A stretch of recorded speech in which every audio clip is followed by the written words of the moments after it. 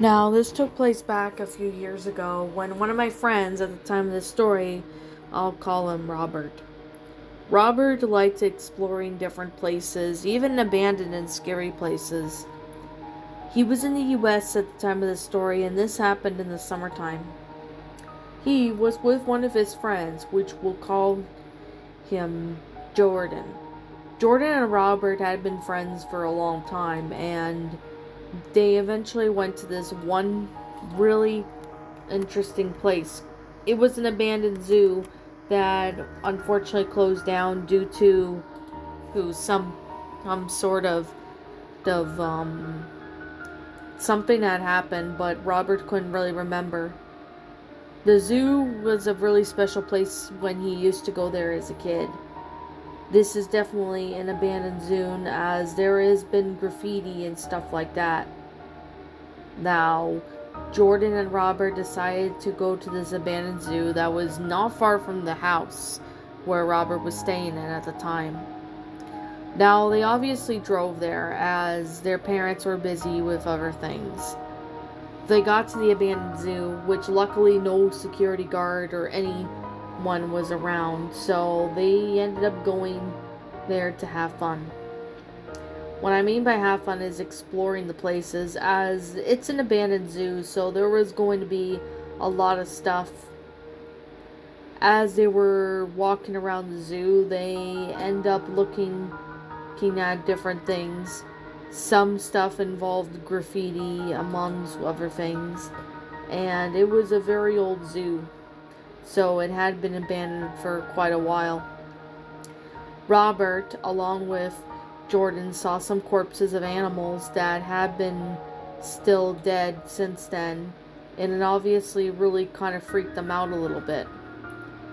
They continued to explore the zoo while making some funny remarks, saying that there's somebody going to pop out of nowhere, etc.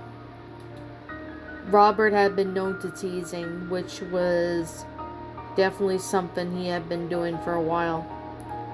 However, though, Robert, along with with Jordan, ended up looking over to see that there was something. It appeared to be a child, maybe no older than 7. He looked really young, and this confused Robert as to how would a kid get in an abandoned zoo. It was obviously maybe some sort of coincidence, but it wasn't really surprising to them. That's when Robert asked the young man if he was lost, but the boy didn't seem to answer. He didn't seem to reply to anything, except he just stared at them. This obviously confused them as to why they were like that, but it wasn't until the child started laughing. He then took off running, and this freaked out Robert along with Jordan. Thus, they ended up escaping Bane and heading back home. They ran out of the park and, zoo, and they ended up going back to their car and drove off. Obviously, they didn't tell their parents of where they went, fearing that they would get into trouble and stuff, but that was the least of their worries. When they got home, the parents asked them where they were, and they lied, pretty much saying that they went out to do stuff and that they were exhausted. They never told them about what happened in that zoo. Obviously, they have never been back to that abandoned zoo since, and they wondered, what was this child doing at the zoo? Was anyone's guess. Robert doesn't even want to believe in the paranormal, but after this experience in the zoo, he really doesn't know what to think of it.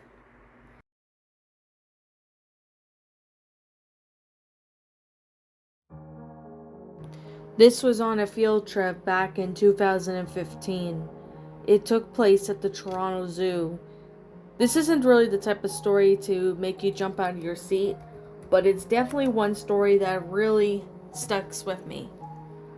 To make it a long story short, at the front of Toronto Zoo, which of course I was taking a field trip along with a few other people. It was a school field trip, so I was there along with my mom, my brother, and his class.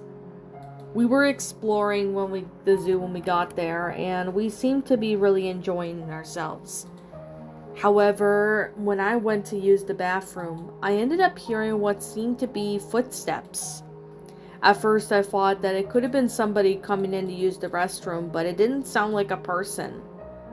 I looked around but couldn't find anyone, and this was actually really confusing. Why would I be hearing footsteps if there was nobody in there? That was anyone's guess. I finished up my business, and just as I was entering out, I heard what seemed like a laugh of a child. Obviously, I was a little freaked out by this, but I thought that maybe I was just imagining things.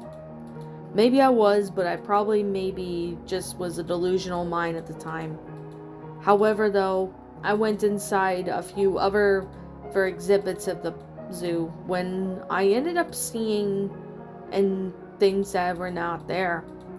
I ended up seeing some weird people, and I obviously didn't even know who they were or recognize them. But the next moment I turned away and looked back, they were gone. I didn't even know if this was some hallucinations or not. My mom still thinks that maybe I was just imagining things, which is probably why I've been seeing things, but at the same time, I really don't know. However, though, back at the front of the Toronto Zoo, when we were just leaving, I ended up looking over, and near the entrance there was what appeared to be a family. Apparently this family was at the zoo and they waved at me. I was a little freaked out by this, but at the same time I really didn't know if this was real or if I was just really imagining things. Now, the rest of the field trip didn't have any issues or anything, but what really surprised me was who were those people that somehow followed me, but they weren't really there. I have no idea if this was paranormal or not, but I would like to think whatever I experienced that day on the zoo trip was completely paranormal. I later got updates from a few friends when I told them about this experience, and one girl apparently said something.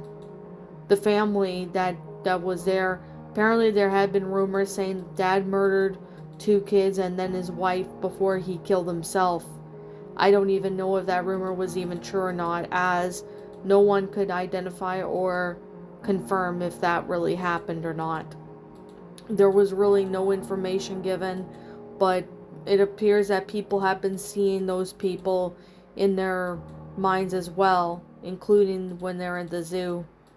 Nothing like that has ever happened since, but I still wonder today if this was paranormal or not. I really try to tell my mom what I really saw, but she said to me that maybe I was just imagining things or probably wasn't getting enough sleep and was seeing things. But I know what I saw. I never had anything like this happen since then, and I'm kind of wondering today as to who that family was, but that would remain a mystery, as I don't know who that family is, and still today, I still even wonder who were the family. I don't even know. It still boggles my mind to this day, and I even still have it in my head. It will never go away for a while, but that zoo trip was fun. But the freaky things that happened, I have no idea why they happened or why they ended up doing that, but that was obviously a really messed up, not really messed up story, but it was definitely the most confusing one I've ever been through.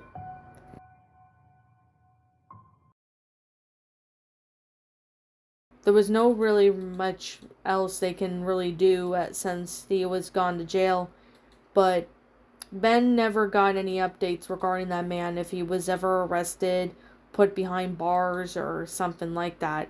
He liked to think that he's getting the help that he needs, but at the same time, nothing like that has ever happened since. He wonders what would have happened to that child if he didn't say anything to the zoo staff, but he was glad he said something to them. Otherwise, something else would have been a tragedy, and it wouldn't have been good.